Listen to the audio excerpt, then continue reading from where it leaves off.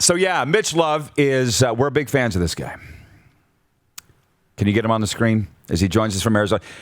Darren's the Blades guy more than me, but I still think you're the greatest, Mitch. And I got to say, congratulations on the move. You got your Heat jersey on there.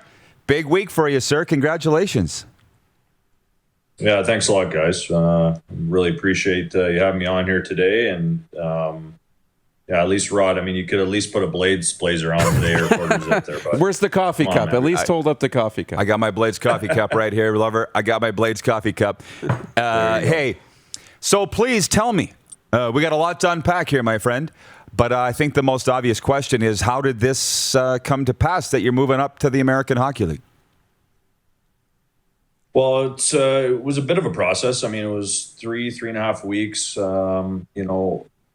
When Cale McLean, earned the opportunity there and a well-deserved one to join, Daryl Sutter's staff in Calgary, I reached out to Calgary and just to see if there was any opportunity to be part of the process for the vacancy in Stockton. And to be honest with you guys, I didn't really know where it was going to go.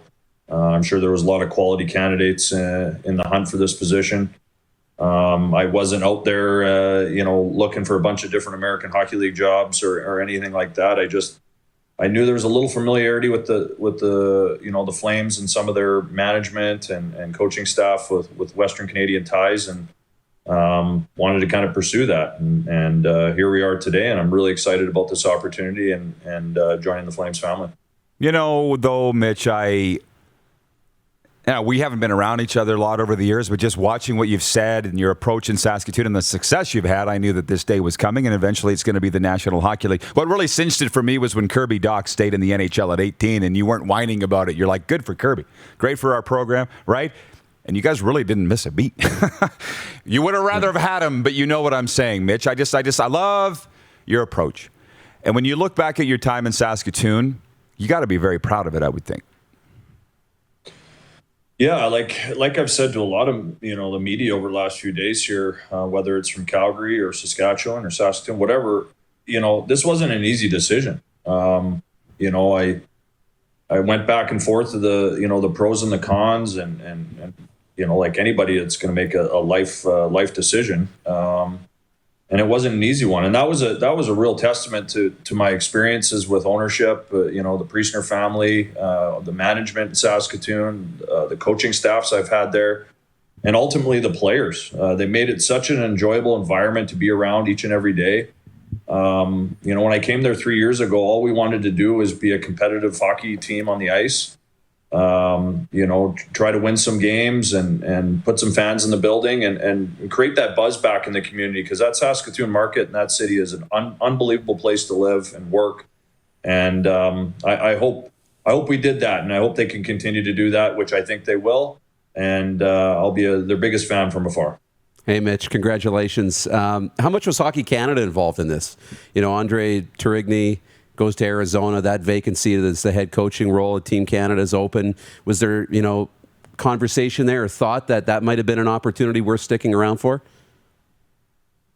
Definitely, Darren. It was hard because, I've been involved in that program since 2015, and you kind of work my way throughout, the U17, U18, and U20. And that was definitely part of the decision, like going through this.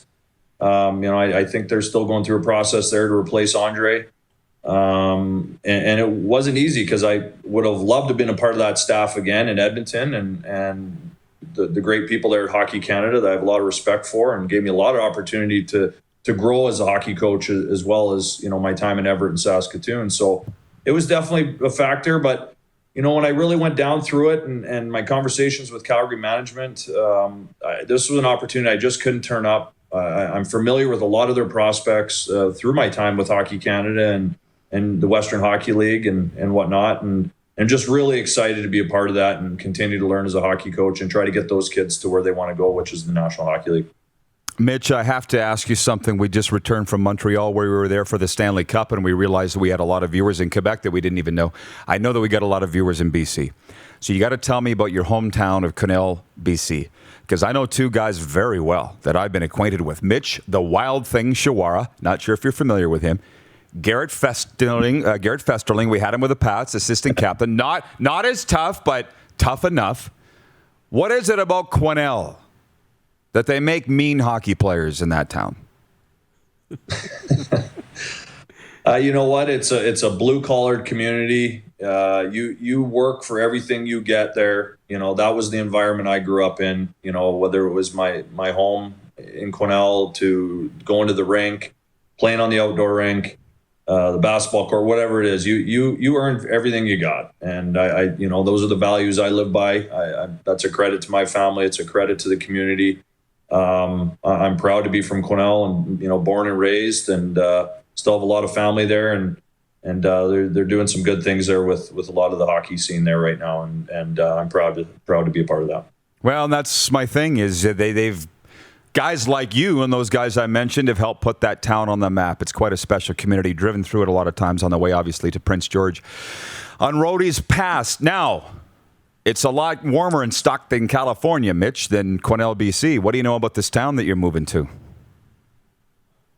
Well, I don't know a ton, other than the fact that, you know, they had an East Coast League franchise in terms of you know, putting butts in the seats there, and you know, I've kind of lost track over the years a little bit, being out west in the Western Hockey League and their, you know, move to the American Hockey League.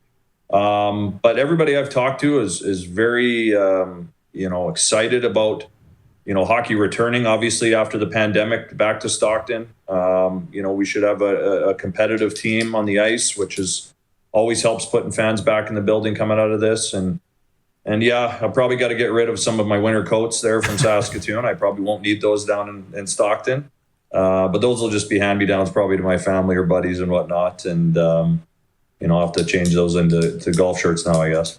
Well, what do they say on Spit and Chicklets? That's the best division in pro sports. Obviously, you've looked at your schedule.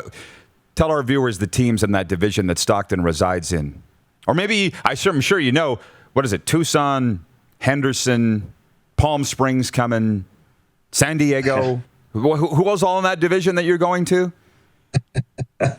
It's changed quite a bit. You know, when I played in the American Hockey League, you know, you got a chance to go to Houston, you know, Austin, Texas, and San Antonio. And that was like the big trip that all the players look forward to, and I'm sure the staff back in the day. And then you'd go back to, you know, Massachusetts or, you know, upstate New York, and there'd be snow on the ground.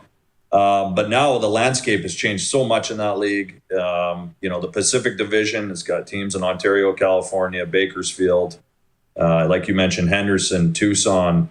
You know, Abbotsford's joining that division now, so that's great. That'll be a great building to go be a part of with the Canucks and their affiliation there. And so I'm looking forward. It'll be a little more travel, you know, via bus and plane within the state, but you know, it'll be something new that I can't wait to be a part of.